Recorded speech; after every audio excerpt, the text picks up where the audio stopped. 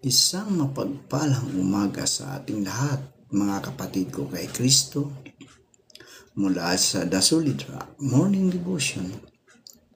Isang kagalakan na muli tayo ay makapagbulay-bulay sa salita ng Panginoon sa umagang ito.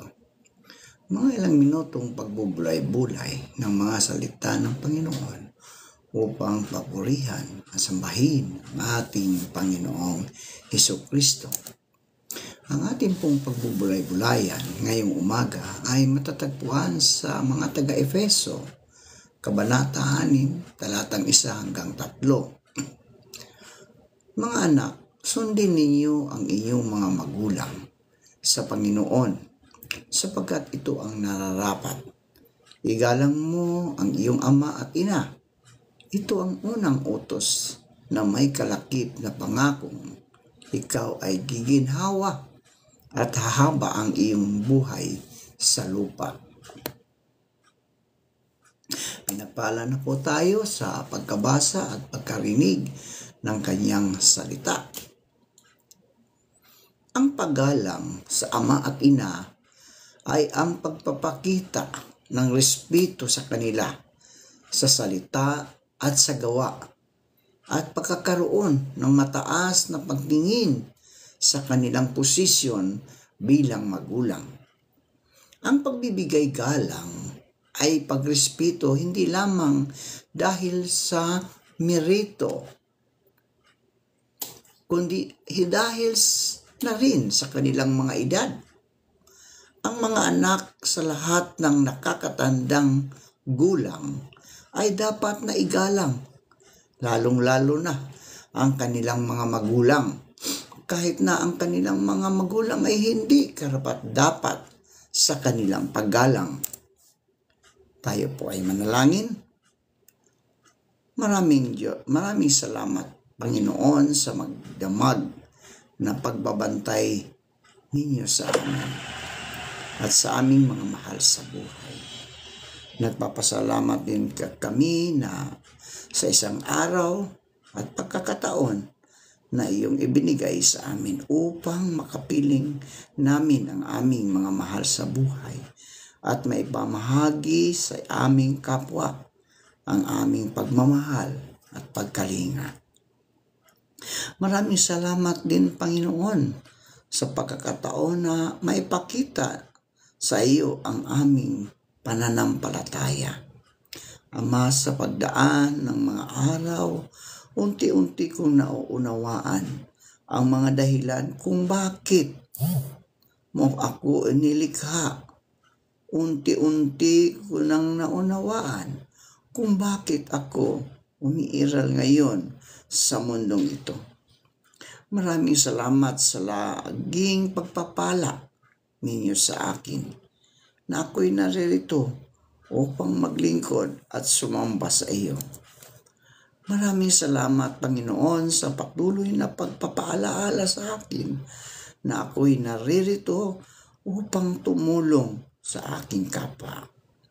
Patawarin mo po naman ako, Panginoon, sa mga kasalanang aking nagawa at nagagawa. Patawarin mo ako sa aking mga pagkukulang, sa aking mga mahal sa buhay, sa pag-iimbot ng aking kalooban sa aking kapwa-tao. Sa mga masasamang diwa, bigla na lamang pumapasok sa aking isipan, sa mga pagsisinungaling na nagagawa ng aking dila, sa mga pita ng laman ng aking mga mata, sa malimit na paglimot sa aking mga pangako. Hinihingi ko ng kapatawaran ang lahat ng aking pagsalangsang. Ako'y maliit na alipin. Gawaran mo ako kahit katiting na kalakasan upang labanan ang mga tuksong ito. Linisin mo ang aking puso. Bigyan mo ng kabutihan ang aking kalooban at gawaran mo ako ng busilak ng damdamin sa buong maghapon. Nais ko pong sundin ang iyong kalooban, Panginoon, at ang kahanda ko pong subukan na magampanan ang mga tungkuling iyong ikaatang sa akin sa araw na ito. Bigyan mo lamang ako ng sapat na lakas upang maitatwa ang mga masasamang gawain at tahakin ang tamang daan na dapat kong lakaran. Nakahanda rin po akong sumunod sa iyong kalooban at anumang utos na buhat sa iyo ay akin pong pipiliting sundin. Naway maging matibay ako sa mga pagsubok ng buhay at unti-unti kong malagpasan ang mga unos na darating. Patnubayan mo po ang aking mga mahal sa buhay na siya kong nagiging inspirasyon sa mundong ito upang maipagpatuloy ang aking buhay. Sa pangalan ni Jesucristo na aming Diyos at tagapagligtas. Amen. Inutusan ng Panginoong Hesus na igalang ang ating mga ama at ina. Binibigyan niya ng kahalagahan ang paggalang sa mga magulang na sapat upang isama niya ito sa 10 utos ayon sa Exodus 20:12. At gayon din sa Bagong Tipan. Mga anak, magsitalima kayo sa inyong mga magulang sa Panginoon, sapagkat ito'y matuwid. Igalang mo ang iyong ama at ina na siyang unang utos na may pangako upang yumaon kang mabuti at ikaw ay mabuhay na malaon sa lupa. Efeso 6:1-3.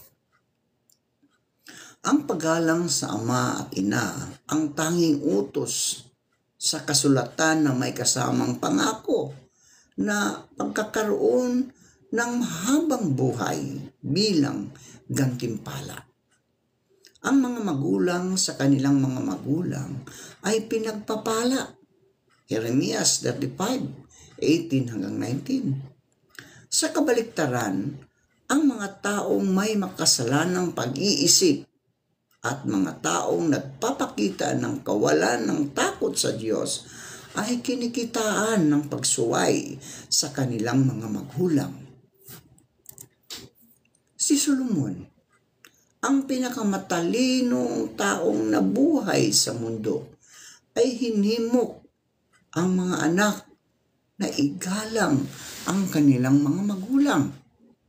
Kahit na maaring wala na tayo sa kanilang direktang pamamahala, hindi natin maipagwawalang bahala ang kautusan na igalang ang ating ama at ina.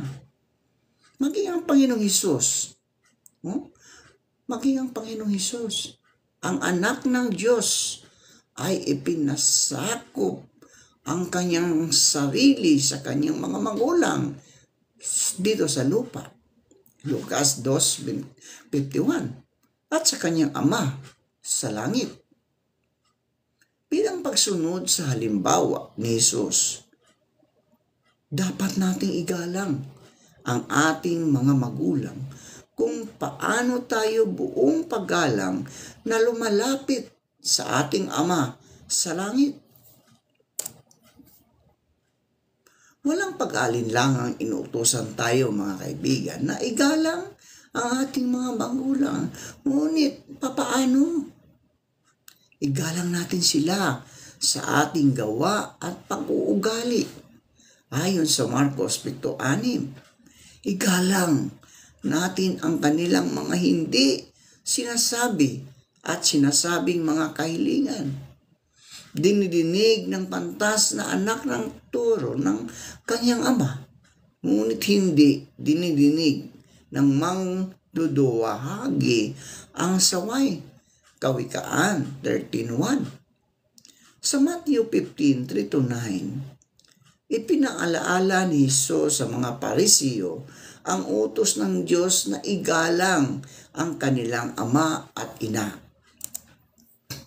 Sinusunod nila ang mga kautusan ni Moses ng letra por letra, ngunit idinagdag nila ang kanilang mga tradisyon na siyang nagpawalang bisa sa kanilang kautusan. Habang ginagalang nila ang kanilang mga magulang sa salita at sa kanilang mga gawa, ay nagpapakita ng kanilang tunay na motibo. Ang paggalang ay hindi lamang sa salita. Ang salitang paggalang sa talatang ito ay isang pandiwa na nangangailangan ng tamang aksyon. Dapat nating pagsikapan, mga kaibigan, na igalang ang ating mga magulang. Kung paanong nagsisikap tayo na makapagbigay luwalhati sa Diyos sa ating isip, salita at gawa. Para sa ating maliit na bata, ang pagsunod sa magulang at paggalang ay laging magkasama. No? Pagsunod sa magulang at paggalang ay laging magkasama. Kasama sa paggalang ang pakikinig, pagsunod at pagpapasakop sa kanilang kapamahalaan. Kapag lumaki na ang bata, ang pagsunod na natutunan nila noong bata pa sila ay tutulong sa kanila upang igalang din naman ang mga may kapangyarihan tulad ng mga may tungkulin sa pamahalaan, pulis at pinagtatrabahuan. Habang inutusan tayong igalang ang ating mga magulang, hindi natin dapat nagayahin ang kanilang mga makasalanang gawa. Hindi natin dapat gayahin.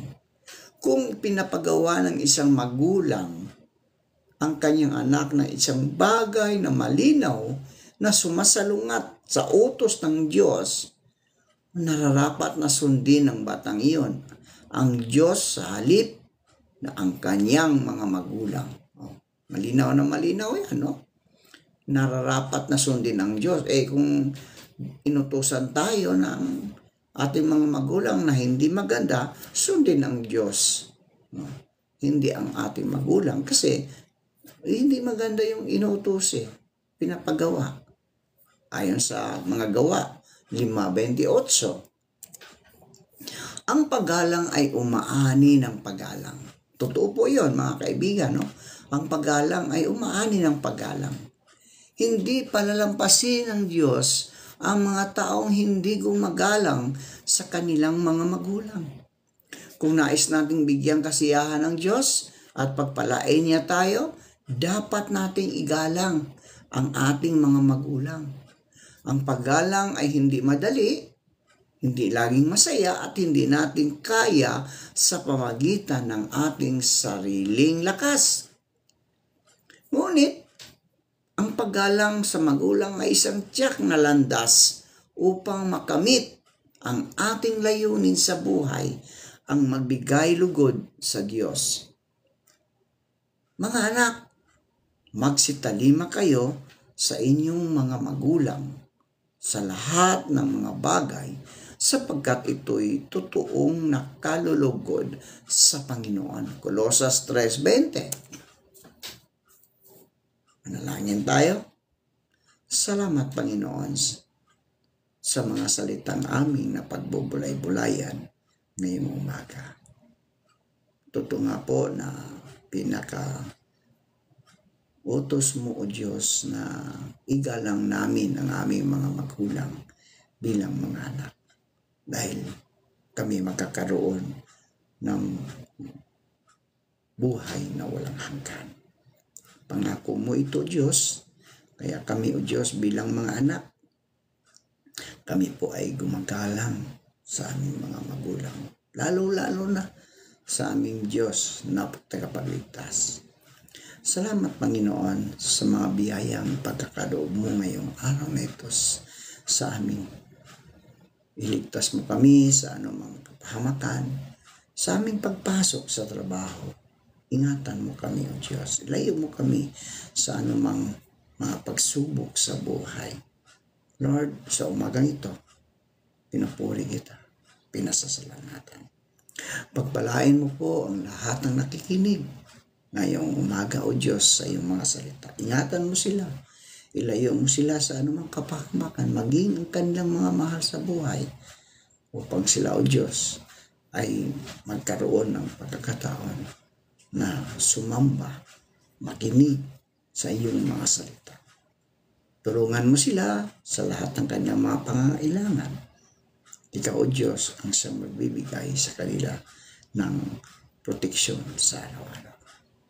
Maraming salamat sa pangalan ni Jesus. Amen.